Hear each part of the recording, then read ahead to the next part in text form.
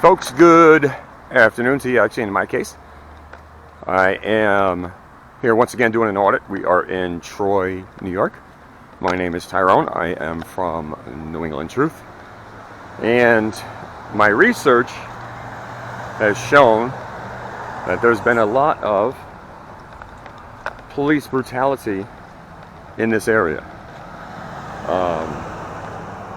Not just First Amendment rights or recording issues or gun rights issues. This is just basically oppression and beating down the citizens. So we are going to do a little audit here.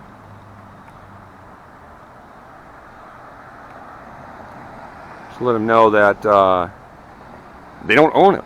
They don't own the world. They don't own the town. They work for the town. And that's what it's a lot about.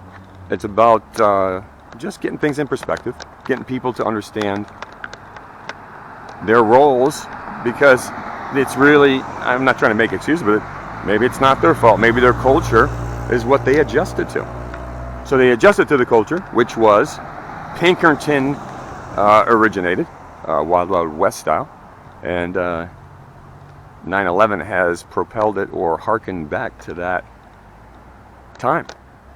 That's what I believe. I believe that the 9/11, the Patriot Act, had a lot to do with why we are the way we are today, which is a police state. So, we are going to visit the Troy, New York Police Departments, film police officers, ask them about, interview them about what they feel about police brutality in Troy, New York. I just watched a video last night where these guys were bringing out clubs, and these guys were serious. They weren't playing around, and that's no joke. People's lives. When you bring out a billy club and you got 3 guys with a billy club slamming on one guy's head, all right, that is an intent to kill. That's not an appropriate reaction, okay? And these officers went into that place and were not instructed to do anything. They were told that the situation was handled by the owner. The owner was very upset of what they did. They basically came in his words, looking for a fight. Okay, well, that's your culture.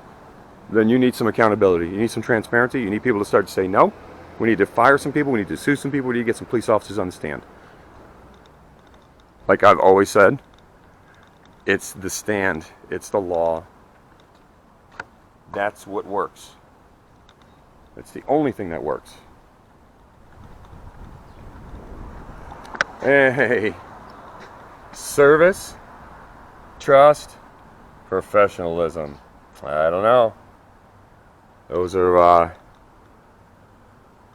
3 tough words that is suspect. Tough words to associate with this department right now. The patrol officer's car.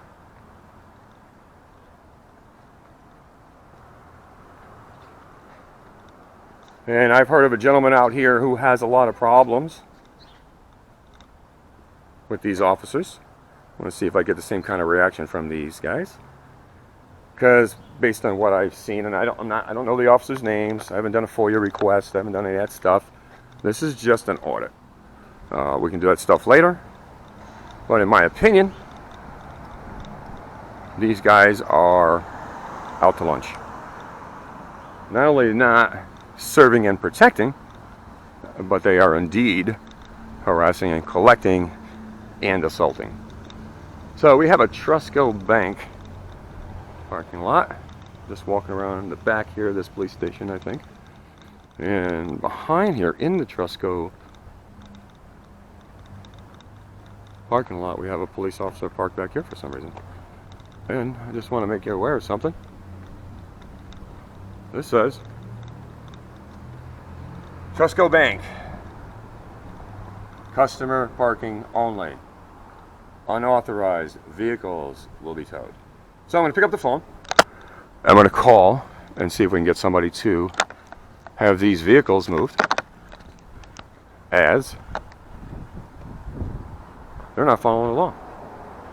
And I know a lot of places make money with their tow companies.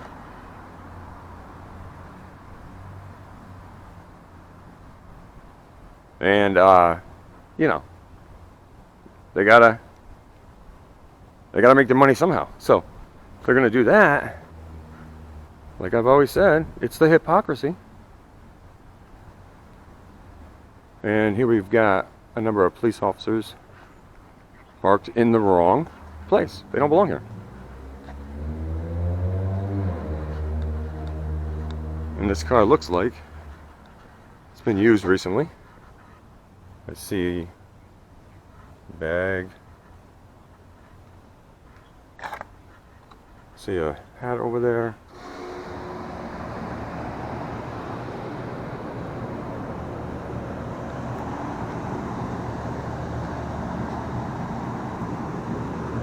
There we go. See a 230 on that badge. 230.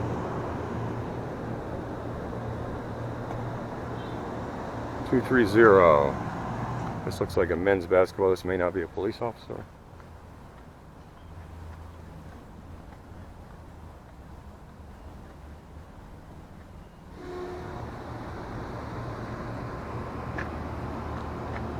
No contact from a police officer.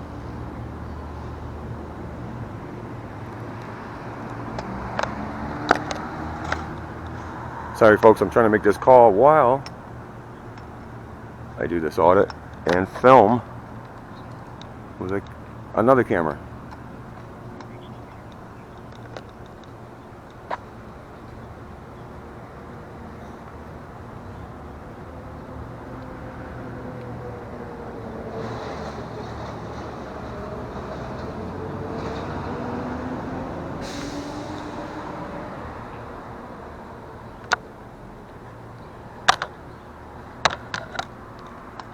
All right, here we go, folks. Sorry about that.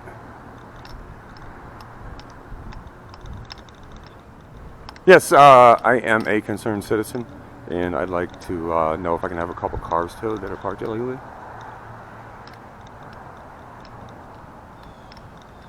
Hello? I am at the bank, at Trustco Bank, on State Street in Troy, New York.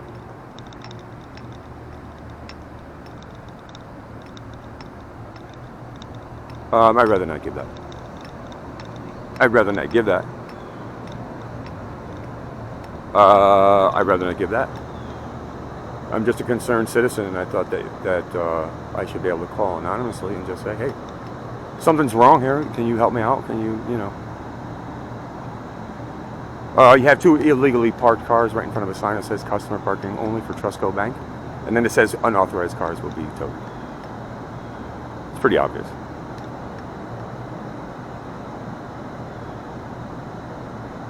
I'm outside if you want to, you know, if you're in that building, if you wanted to engage me.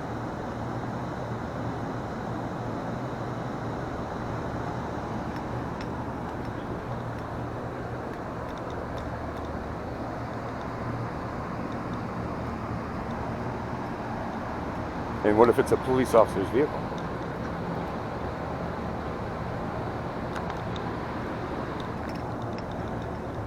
Oh, so they just didn't write it in the posting. Exceptions, because that should be, it should be exception. It should be in writing. Everything should be in writing. You know, that ordinances, everything should be in writing. So it should say exception or except emergency vehicles.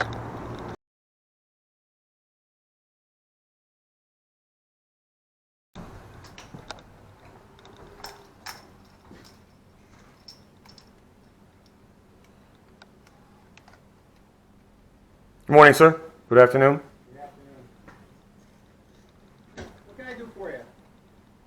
Well, my name is Tyrone, and I am a journalist, attorney, restaurant manager, activist. You name it, I'm it.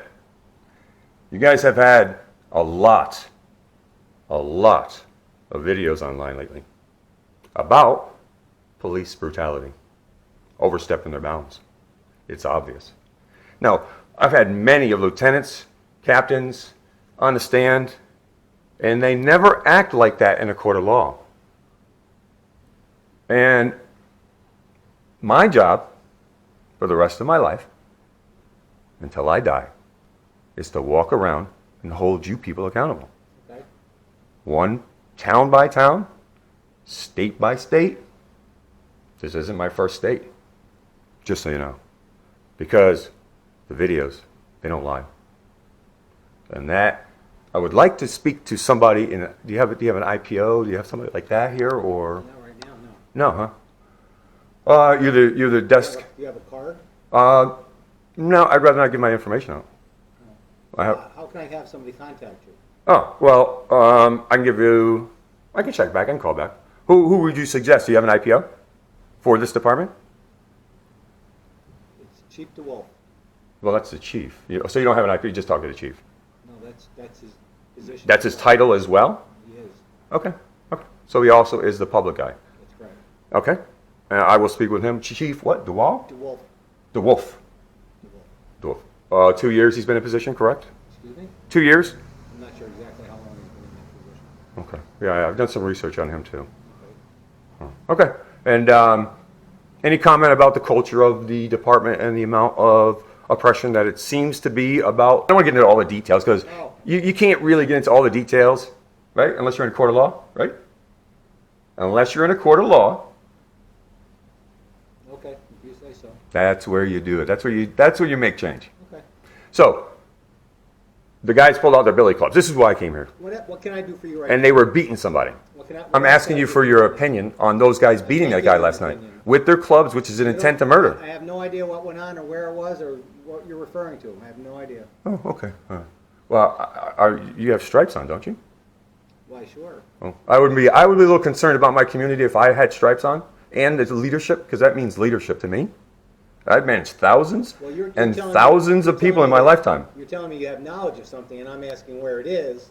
If you don't have that knowledge, sir, I'm highly concerned. Okay, good. And I don't want to be condescending right now, but I know I'm being that way. Okay. It's difficult for me to swallow that you aren't aware of something so serious of a civil rights violation. Obvious civil rights violation. Would you like to bring it to my attention? Would you like to file a report? I will do that after I do my due diligence.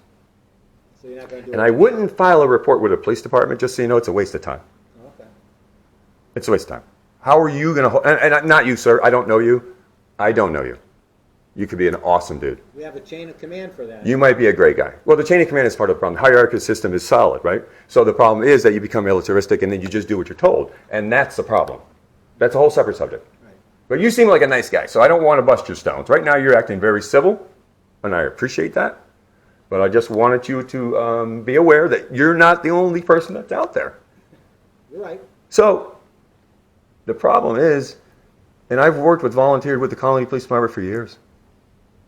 Yeah, I volunteered. I walked and did a lot of those things they did for years.